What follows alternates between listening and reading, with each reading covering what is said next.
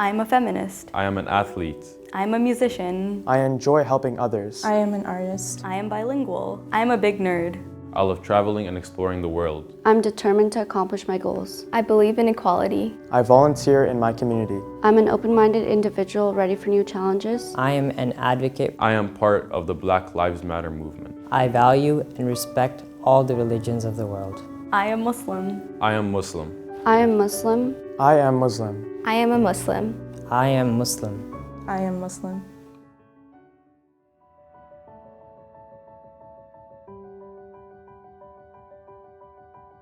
Some challenges that I face are little or no representation amongst the staff in schools. So I found that I have never really had any Muslim teachers or other staff members around the school. The staff that we do have often can say problematic things that offend their students. And when people try to correct them, they often get defensive. Teachers don't really know how to address the issues in the media that come up, such as like newsworthy events and things that the students are talking about. They don't really know how to address this amongst the students and don't really know how to lead discussions regarding these in the most polite or optimistic light. Personally, one of the challenges I face as a Muslim student here in York Region is because I wear a hijab to school, it changes a lot of the perceptions that people have of me. I either get that I'm either overly religious, especially in a school setting, or that I am not displaying my religion properly because of what I wear, like skinny jeans or leggings, or because of who I hang out with. There are times that I thought, oh, because of everything that's happening, because of what other people are hearing about my religion, should I stop wearing it? We face many challenges, but one of the many that stand out to me is the misconception that Islam is an extremely strict religion. Another misconception that we face is that we are not allowed to do many things, such as play sports and for women dress in a certain way. Another thing is that we lack educators and staff to go to who are Muslim, who could relate to me. People do not see me only as a Muslim student. They need to see me as more of an intersectional person. People tend to make criteria and a spectrum that I find difficult to fulfill, as they usually see Muslims as a certain race or certain color, and difficulty to fulfill that criteria set by people who are not Muslims themselves affects me not only in an educational but also social level, as I am always questioned about my religion and why I have chosen Islam in the first place. If a student brings an issue to an administrator or an educator, it's oftentimes ignored, and there isn't a way that they can provide assurance that they're actually going to take out that complaint or concern. Because if you think of it, it took a lot of courage for that person to bring that issue to the administrator or educators, the administrator or educator's perspective, and if they're not able to voice those students' concerns, then oftentimes other individuals feel silenced. Another challenge that I face is that students do not understand why, as a Muslim girl, I choose to dress more modestly. And they think it is for reasons such as, I'm not comfortable with my body and I want to hide it. But I think that the way that I dress is determined by me and not by my religion.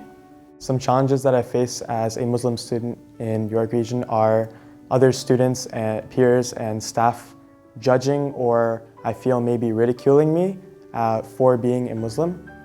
I feel like students can use social media to do this, or they can do it in person, but I predominantly see it happening over social media.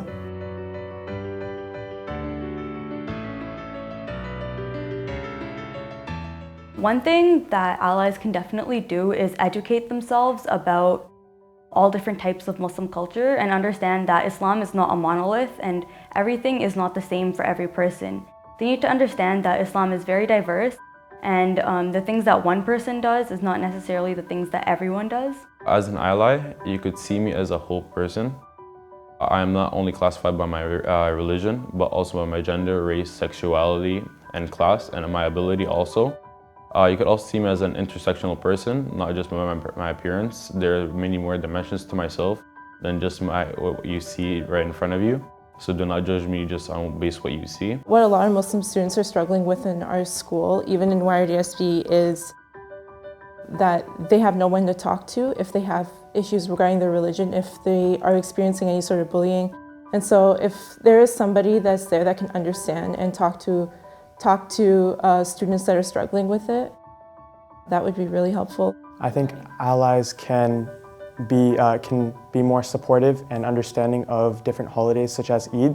For example, teachers can provide accommodations for the students when times for holidays like this come, because an understanding would really help relate to the student, and it would help me feel more comfortable with opening up to my teacher about when I have holidays. When items happen in the news that gain the attention of students and have students talk about the Muslims around them in a negative light, teachers need to know how to address these problems, and they need to be able to lead discussions in the class and also be able to educate the students about what's going on.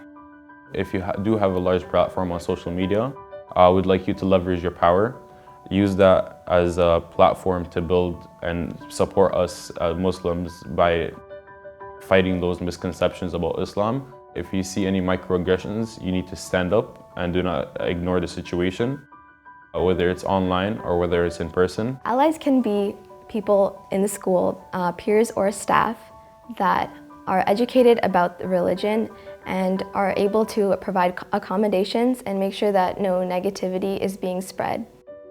Also, teachers should not be afraid to call out other teachers when they say something that's discriminatory or offensive. In class, when you discuss famous figures, historical figures and stuff, especially science classes, we need to be able to talk about the contributions of Muslim scientists because they're often overlooked, as well as in other classes. We need to look at the contributions of Muslim people all throughout history.